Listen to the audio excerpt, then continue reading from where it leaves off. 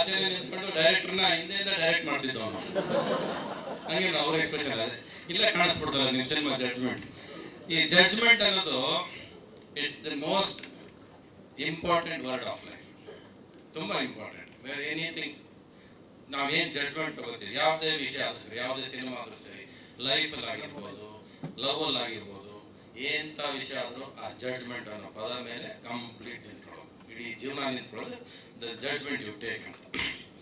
So how did this judgement start? ಇದೆಲ್ಲ start ಆಗಿದ್ದು ಶಿವಗೌಡದಿಂದ. ಅವನೇ ಕರ್ಕೊಂಡ್ಬಂದಿದ್ದು. ನಾನು ಯಾವಾಗ ಹೇಳ್ತೀನಲ್ಲ, ನನಗೆ ಶಿವ ಹೆಂಗೋ ಒಂದು ರೂಪದಲ್ಲಿ ಯಾರನ್ನೋ ಕರ್ಕೊಂಡ್ಬರ್ತಾರೆ ಅಂತ, ಹಂಗೆ ಗುರುರಾಜ್ ಅವರು ಶಿವಗೌಡ ಕರ್ಕೊಂಡ್ಬಂದಿದ್ದು. That is where destiny starts ಅಂತ. ಇವ್ರು ಬಂದು ಶುರು ಮಾಡಿದ್ದು ಗಿಲ್ಟ್ ಅಂತ ಒಂದು ಸಿನಿಮಾ ಮಾಡಬೇಕು ಅಂತ, ಒಂದು ಗಿಲ್ಟ್ ಅಂತ. ಆ ಥರ ಸಿನಿಮಾ ಶುರು ಆಗಿದ್ದು. ಗಿಲ್ಟ್ ಅಂತ ಟೈಟ್ಲು ಇಟ್ವಿ. ಆಮೇಲೆ ಹೋದ್ರು ಜಡ್ಜ್ಮೆಂಟ್ ಅಂತ ಟೈಟ್ಲ್ ಇಟ್ಕೊಂಡ್ಬಂದ್ರು. ಅಂದರೆ ನಾನು ಕೊಟ್ಟಿದ್ದ ಟೈಟ್ಲ್ ಬೇಡ ಅಂತ ಅವ್ರಿಗೆ. ಅವ್ರ ತಲೆಯಲ್ಲಿ ನಾನು ಅನ್ಕೊಂಡೆ ಸಿನಿಮಾ ಹೋಗ್ಬೇಕು, ನಾನೇ ಗುರು ಇಲ್ಲಿ, ನಾನೇ ರಾಜ ಇಲ್ಲಿ, ಇವ್ನು ಯಾವ ರವಿಚಂದ್ರನ್ ಅಂತ ಅವ್ರ ತಲೆಯಲ್ಲಿ. ಸೊ ಅಲ್ಲಿಂದ ಶುರು ಆಗಿತ್ತು ಜಡ್ಜ್ಮೆಂಟು. ಕರೆಕ್ಟಾ?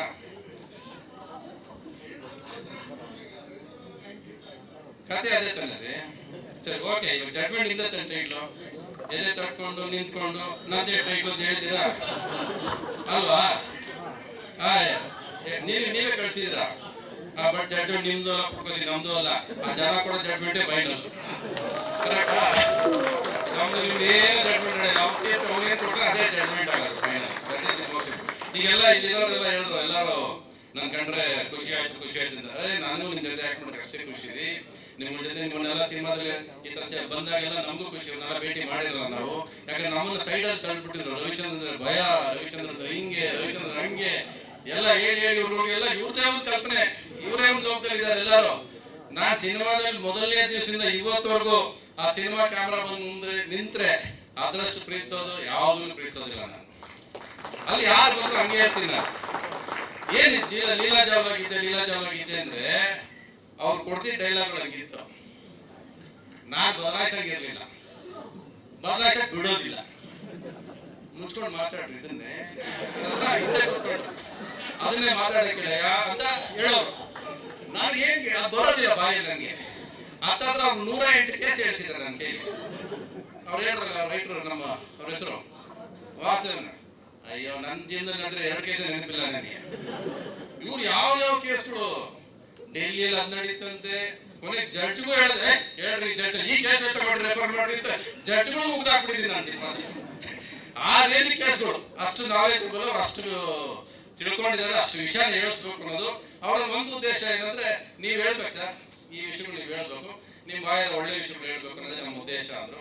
ಆಯ್ತು, ನಾನು ಹೇಳಿದ್ದೀನಿ ಅಂತ ಅನ್ಸುತ್ತೆ, ನೀವು ಅನ್ಕೊಂಡು ತಲುಪಿದ್ದೀನಿ ಅಂತ ಅನ್ಸುತ್ತೆ. So that is my job and I love working with all you people. I am happy to be a part of this project. 1 ವರ್ಷ ತಗೊಂಡ್ರಿ ಅಲ್ವಾ? 1 ವರ್ಷ ನಿಮ್ಮಿಂದ ಅಂತ ಹೇಳ್ಬಿಡಿ ಸ್ಟೇಜಲ್ಲಿ ಅಲ್ವಾ? ನೀವೇ ತಗೊಂಡಿದ್ದು, ನಿಮ್ದೇ ಜಡ್ಜ್ಮೆಂಟು, ಡಿಲೇ ನಿಮ್ದೆ, ಎಲ್ಲ ನಿಮ್ದೆ. ನಾವು ಮರಿ 30 ದಿವಸ ಆಕ್ಟ್ ಮಾಡಿದ್ವಿ, ನೀವು 7 ದಿವಸ ಬಂದಿದ್ದೀವಿ, ಹೋಗಿದ್ದೀವಿ. 12 ದಿವಸ ಕೋರ್ಟಲ್ಲಿ ಹುಚ್ಚಾಡಿದ್ದೀರ ನನ್ನ. ಕರೆಕ್ಟಾ? ಎಲ್ಲಿ ಬಿಡ್ರಿ ನನ್ನ ಒಂದೇ ಕೋರ್ಟ್ ಒಂದೇ ಬಜೆಟ್ ಉಳಿಸ್ಕೊಂಡ್ರಿ. ಎಷ್ಟು ಮೋಸ ಮಾಡಿದ್ರಿ, ಎಷ್ಟು ಸುಳ್ಳು ಹೇಳಿದ್ರಿ. ಒಂದ್ ಹಾಡು ಕೊಡ್ತೀನಿ ಅಂದ್ರಿ, ಕೊಡ್ಲಿಲ್ಲ. ಮಾಡಿರೋ ಹಣ್ಣು ಕಿತ್ತಾಕ್ಬಿಟ್ರಿ. ಆ ದಾಸರು ಅದಕ್ಕೆ ಮೇಲೆ ಒಂದು ರೆಡ್ ಲೈಟ್ ಹಾಕ್ಬಿಟ್ರು. ರೆಡ್ ಲೈಟ್ ತೆಗೆದ ಸಾಂಗ್ ತೆಗೆದ್ರು.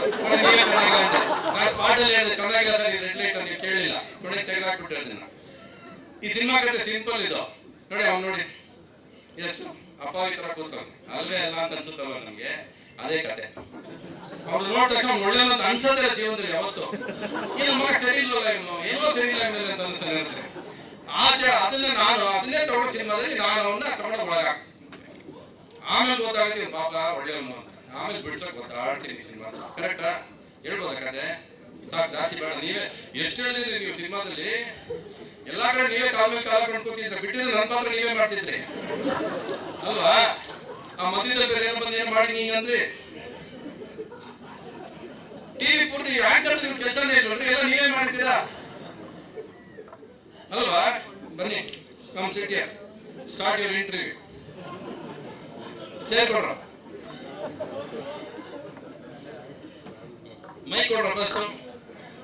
ನೀವು ಬೇಕಾಗಿ ಇಲ್ಲಿ ಮಾತ್ರ ಇಟ್ಕೊಂಡ್ರೆ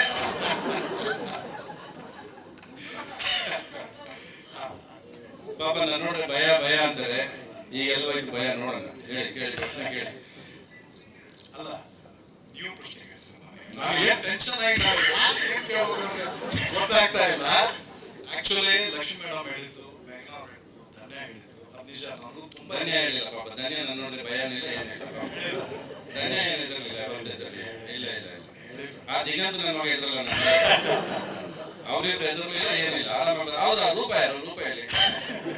ಇಡೀ ಸಿನಿಮಾ ನಿಮ್ ನಂಬಲ್ಲ ರೀ. ಆ ರೂಪ ಈ ರೂಪ ಯಾವ ರೂಪ ಕನ್ಸಿದ್ರು ನೋಡೋಣ. ಈ ಕೊನೆಯನ್ನು ನೋಡಿಲ್ಲ ಸಿನಿಮಾದಲ್ಲಿ. ಇಡೀ ಕೆಲಸ ಒಂದು 1000 ಸರಿ ರೂಪ ರೂಪ ರೂಪ ಅಂತ ಹೇಳಿದ್ರು. ಕೊನೆ ಫೇಸ್ಬುಕ್ ಅಲ್ಲಿ ಯಾರು ತೋರಿಸೋದು ರೂಪ, ಇವರೇ ರೂಪ ಅಂತ ಸುಮ್ಮನೆ ಆಗ್ತಾರೆ. ಎಷ್ಟು ರೂಪ ತೋರಿಸಿದ್ದು ಕೊನೆಗೂ ನನಗೆ ತೋರಿಸಲೇ ಇಲ್ಲ. ಅದು ಯಾವ ರೂಪ ಅಂತ ನನಗೆ ಇನ್ನೂ ಗೊತ್ತಿಲ್ಲ. ಹೇಳಿ. ಇಲ್ಲ ನಾನು ಹೇಳುದು ಆ ಸಿಂಪಲ್ ಆಗಿ ರವಿ ಸರ್ ಬಗ್ಗೆ ನನಗೂ ಜಡ್ಜ್ಮೆಂಟ್ ಬಗ್ಗೆ ಹೇಳ್ರಿ. ಇಲ್ಲ ರವಿ ಸರ್ ಇಲ್ಲಿರೋ ಅಷ್ಟು ಜನಕ್ಕೆ ರವಿಚಂದ್ರನ್ ಬಗ್ಗೆ ಗೊತ್ತಾ ಗೊತ್ತಿಲ್ಲ?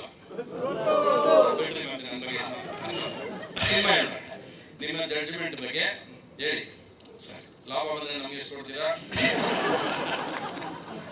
ಲಾಭ ಎಷ್ಟು ಬರ್ತದೆ? 400 ಕೋಟಿ ಬರುತ್ತೆ.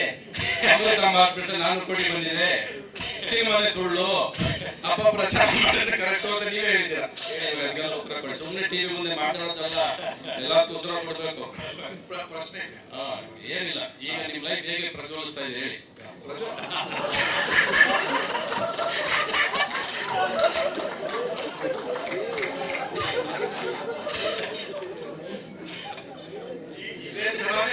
ಶೂಟಿಂಗ್ ಇದೇ ತರಾನೇ ಇರ್ತಿತ್ತು. ಶೂಟಿಂಗ್ ಹೀಗೆ ಇರ್ತಿತ್ತು. ಎಲ್ರದ್ದು ನಮ್ದು ರಿಯಾಕ್ಷನ್ಸ್ ಇದೇ ಇರ್ತಿತ್ತು. ಎಷ್ಟೋ ಸರ್ತಿ ಹೋಗಿ ನಾನು ಮಾನಿಟರ್ ಹಿಂದೆನೋ ಕ್ಯಾಮ್ರಾ ಹಿಂದೆನೋ ಕೂತು ನಕ್ಕು ಅದನ್ನ ಮತ್ತೆ ಮೂಡಿ ಬರೋಷ್ಟೊಳಗಡೆ ನಾನು ಸುಸ್ತಾಗಿ ಹೋಗಿದ್ದು. ಪ್ರಾಬ್ಲಮ್ ಆಗ್ತಿದ್ದು ಒಂದೇ, ಇವ್ರು ಕಟ್ಟಿ ಹೇಳ್ತಾನೆ